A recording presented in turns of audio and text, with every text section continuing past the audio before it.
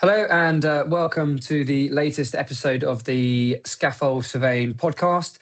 Today's guest is Joe Miller, one of the founders of Home Surveys, a residential surveying company that has built its reputation not on just delivering quality risk compliant surveys, but doing something a little differently within the industry, which is scaling through a franchise model. Joe has spent his career in the property and surveying world, and rather than simply growing businesses himself, he's took the bold decision to build a framework that empowers other qualified surveyors to run their own business. Today, we're just going to be talking about different ways and different things that's kind of brought this plan and idea together, and how you're really getting on with it. So, Joe, welcome to the podcast. Yeah, thanks for having me. It's very kind. Yeah. So first question, that's obviously the most obvious one, the decision to franchise. So most surveying businesses grow by hiring, or there's a bit of a shift to consultancy work recently, but you took the completely different route. What was the moment or the thinking that led you to say, actually, a franchise model is the right way to kind of scale your business? It's the people in the industry that are different. So franchising is not a new thing. You can franchise a McDonald's, a Subway, and lots and lots of different things, weird and wonderful stuff.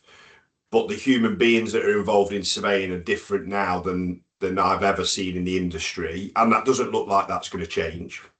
And what you can't do when you've got individuals that operate in a different way is use an old model to keep new people happy, and that's where it was built from. Really, we started to see some really brilliant entrepreneurial people coming into the industry that had got some good backgrounds, whether that be an agency or whether that be in around construction businesses. Quite a lot of the guys that are involved in our business have run their own businesses before. So the world of self-employment isn't something that scared them at all. It's not, a franchise really is about creating a framework that people can flourish in and survive and do really well. And that, you're not really a surveying business when you're talking about franchise. You're just a franchise that creates infrastructure and opportunity. The surveyor's still the surveyor.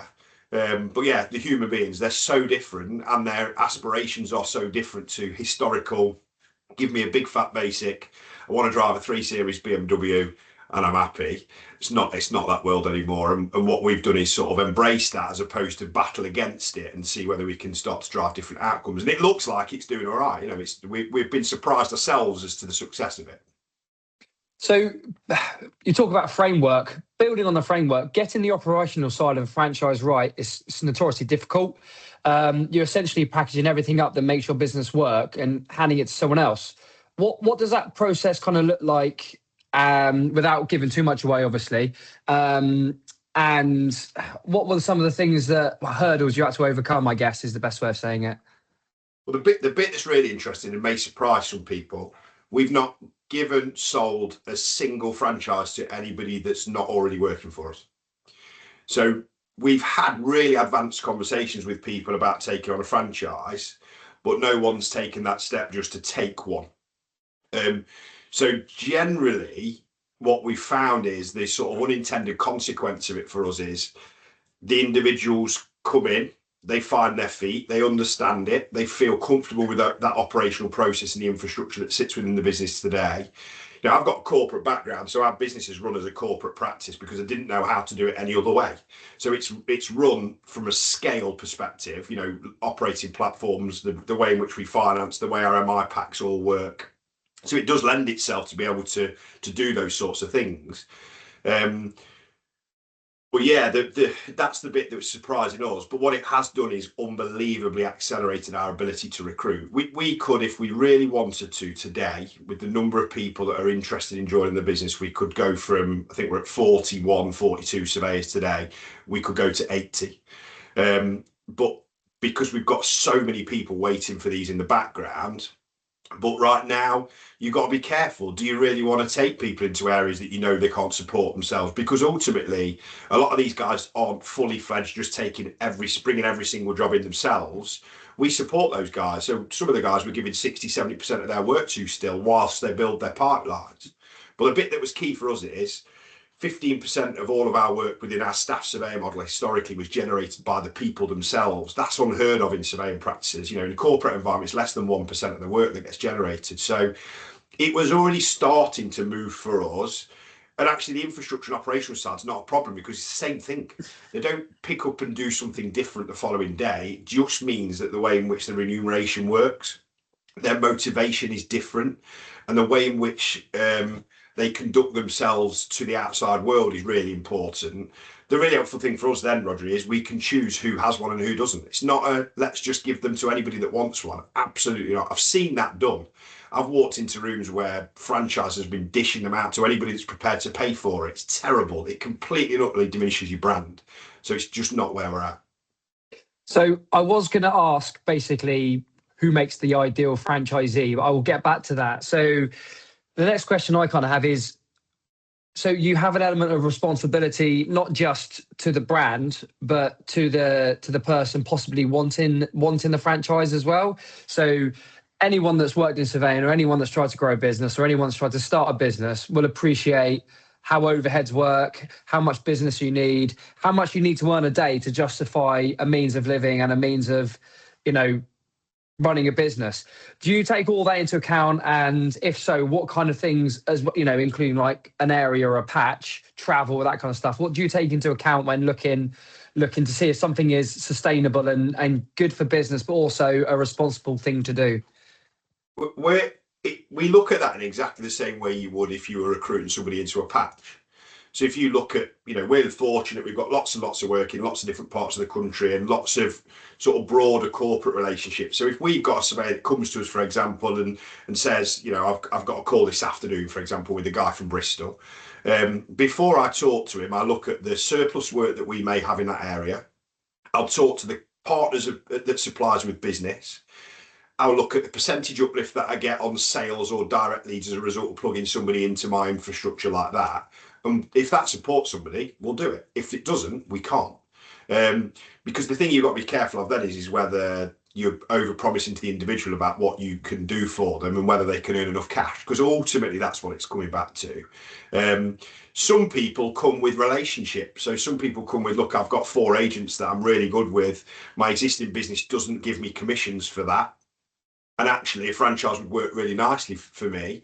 We've got a guy that's just joined us as a staff surveyor, but I think will migrate over into a franchise pretty quickly. Again, talking to him later on, and his family have given him an office in the centre of a really lucrative town that he wants to build out from there, and it's smack bang in with all the other estate agents. So they come to you in different ways with different reasons, but the end thing is the same. They want to run their business with very limited cost associated, and that's what our version of the franchise does. It takes out their ability to need anybody.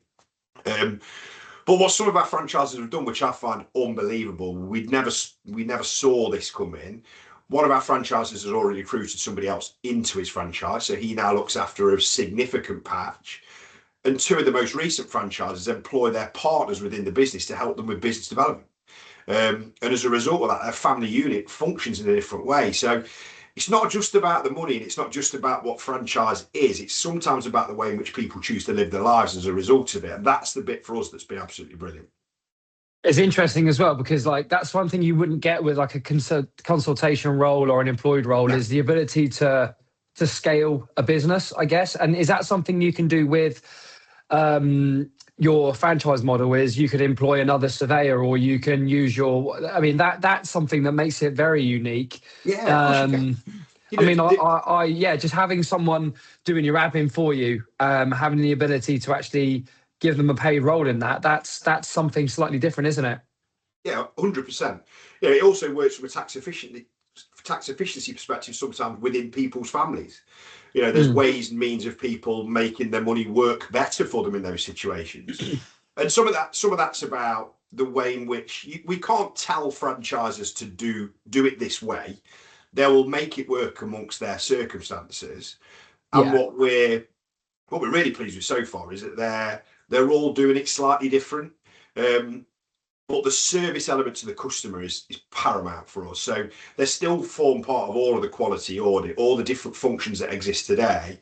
And some people will probably say, as a result of having franchisees operating within your business, maybe that creates more risk. It absolutely doesn't. And testament to that is, Peter Hart's grown together we've grown the turnover of the business by probably 40% year on year, and his PI is static from a price point of view. So it's not become more risky to run a business like ours. It still fits under that quality and audit regime. But the top and bottom of it is, Rodri, they've got to be good people. If we think those individuals don't do the right thing when people aren't watching them, they can't work for our organisation. We've worked too hard to build it to this point. So that leads me on to that question: who makes the ideal franchisee? So, like, when you're looking at someone who wants to come on board, what beyond the RICS qualifications, is it more about mindset than experience, or is obviously experience is important? But obviously, there's an influx of Sava students that have actually got very good training, but lack of experience. Where do you see the line for the ideal franchisee sits? It's hard to say what the ideal is because we've got different versions of that. But the fundamental is they've got to be a good surveyor. So if that's the start point, it's almost the unsaid. You can't even get you can't get a ticket for the match unless that's the thing that you're good at. So that's the start point. But the way that Pete and I look at it sometimes is, are they the sort of person that makes us feel okay in their company? Are they the sort of person that if we said, look, go and do a survey on my mum's house, that they'd be nice to her while they're on site? Are they the sort of personable person that's interested in making sure that the consumer whose house they're going to, regardless of what fees being received for the job, gets the best possible service? That's not as common as you think. So that's why we're really careful about who to choose, because they are the ambassador of the brand. We say to people all the time that come into our business brand new, next time one of our socials happens, come and have a look at the type of people that are involved in our business. Their engagement levels are higher than anything I've ever seen. It's massive. And all that's because they've bought into something, and what they want to do is make that live and breathe. We've added in now, we've got a coach that works with our franchisees to help them and assist them in different ways with a sort of a 3-year plan that says, look, how do we get to the journey where we start to look at recruit people into the business? And they've got to build the solid foundations to be able to do that. So it takes all sorts. We've got a guy that used to be a builder, run his own building firm for 25 years, unbelievable surveyor from a fabric and building pathology perspective, arguably better than, there's a lot of chat about MRICS, ASSOT RICS, FRICS and all those things, but this guy is on the money. And then you've got somebody that was previously in the Navy for a number of years, and he's just started his own franchise. They're from different places, but they're all good people. I say, going back, I haven't been invited to one of your socials yet, so I'm expecting an invite to your next one. I was going to see if you wanted a franchise. Yeah. I can jump on what you said. I don't think I fall into the ideal category. No.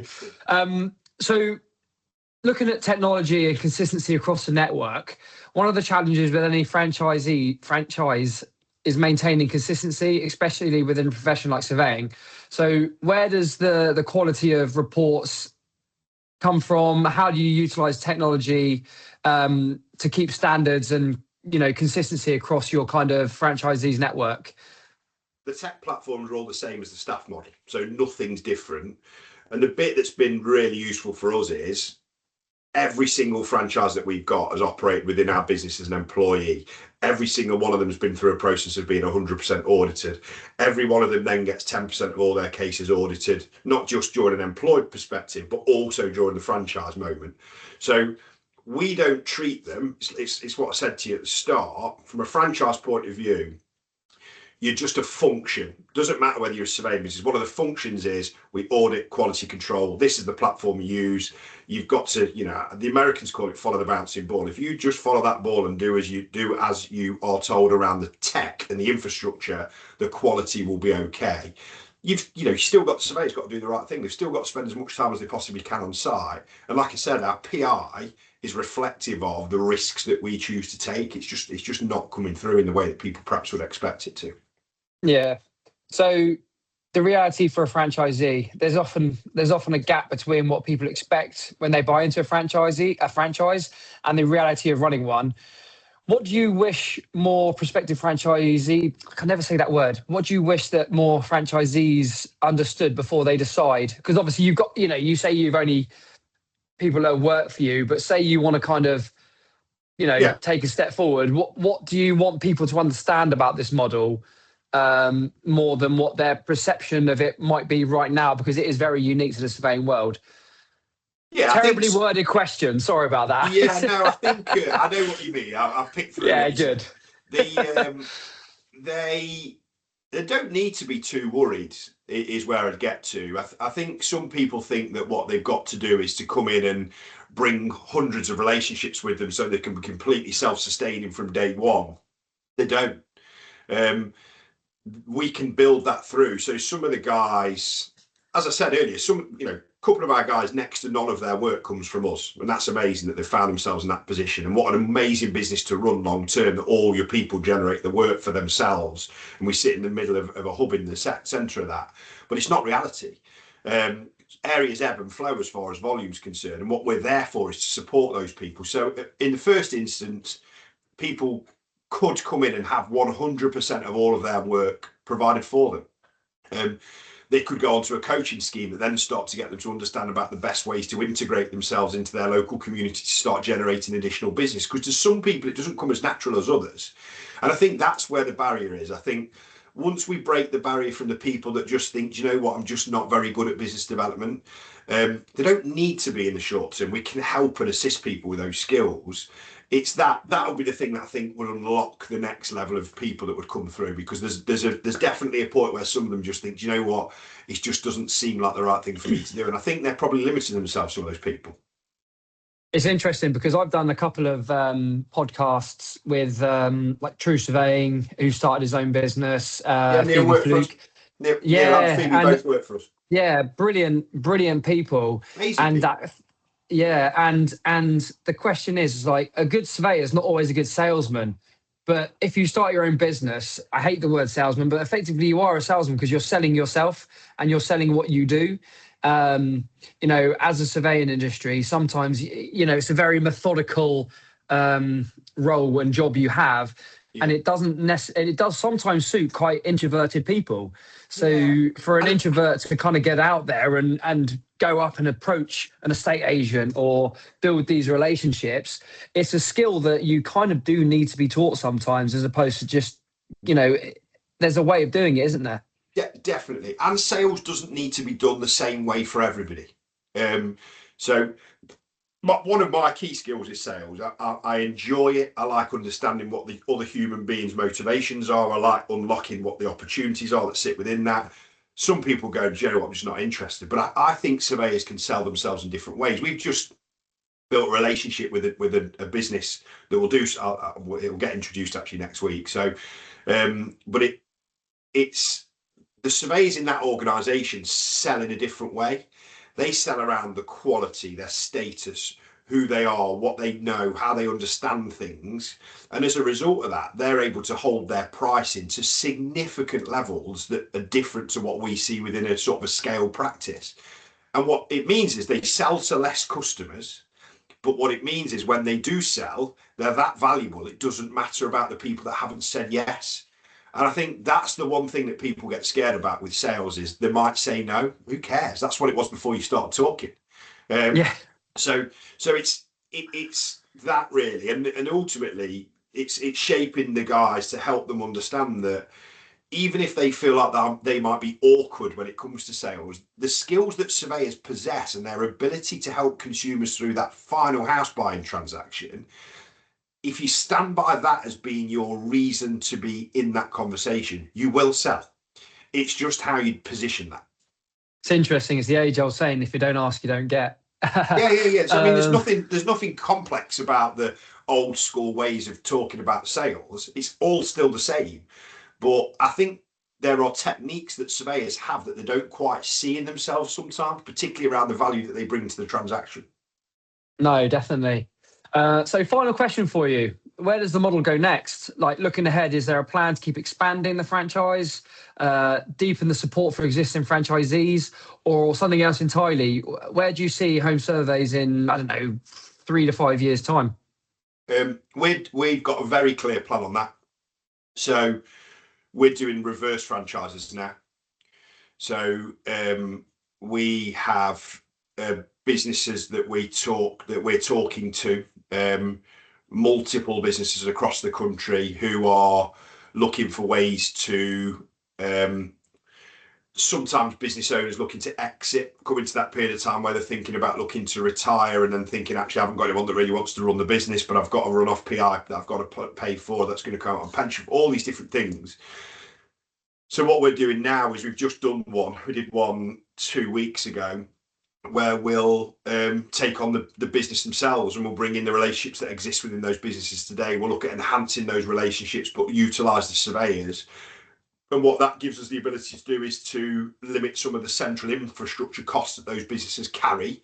So it should make them more profitable quite quickly, and then give the business principals the ability to take an income from that to fund the things that happen in their future. So for us, we will still take franchisees on, and our existing people will move into that. But actually, there's always more than one way to skin a cat, and the job that I've got within the business is to think before everybody else does. And we were chatting a bit about this earlier about people copying you, and I was sort of saying, don't worry about that. You know, it's a positive thing. It's took me a long time to come to that conclusion, by the way. So, but we see it all the time. We have other surveying practices trying to recruit our surveyors, telling them all the things that are wrong with our business, and they know nothing about it. And the great thing is our people talk to us, so we sort of sit there saying, you know what, at least we've got that open dialogue. So for us, it's about looking at different opportunities. Now, I said right at the very start of the podcast, you asked me, what is a franchise? It's about the humans. The people have got to fit into what we're trying to achieve and deliver good service, and if they do, there's an opportunity.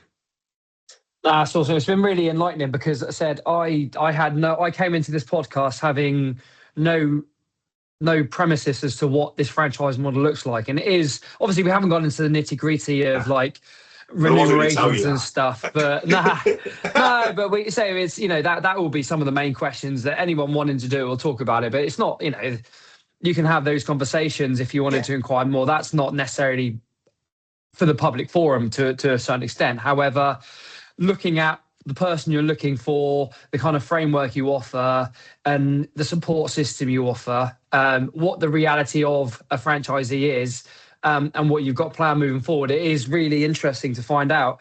It's interesting what you said about reverse franchising, I think you called it, because historically there is an age gap in surveyors, and there's a lots of slightly elderly is not the word I meant to use, you know, aging surveyors that are looking to kind of pull back now, and there is a really good opportunity there. So it's interesting you've highlighted that. Yeah. So yeah, no, but then, so opportunity for you, say someone's interested in this, you've obviously taken the time to spend this. If someone wanted to know more about it, shameless plug for you guys, how could they find out more, or how could they enter into a conversation about it with you? Just drop me a message on LinkedIn. It's really simple. I'm very active on there, so I'll always pick up everything that's comes into my mailbox. All the conversations are confidential. And the conversation doesn't even have to be for now. It could be because that's what you're looking to work towards in the future. And the conversation can also be people that aren't yet qualified, that are thinking about what that looks like for them, because there are ways and means that we can develop those individuals to become a franchisee over a sort of 18 to 24 month period post qualification. So there's opportunities for everybody within that space.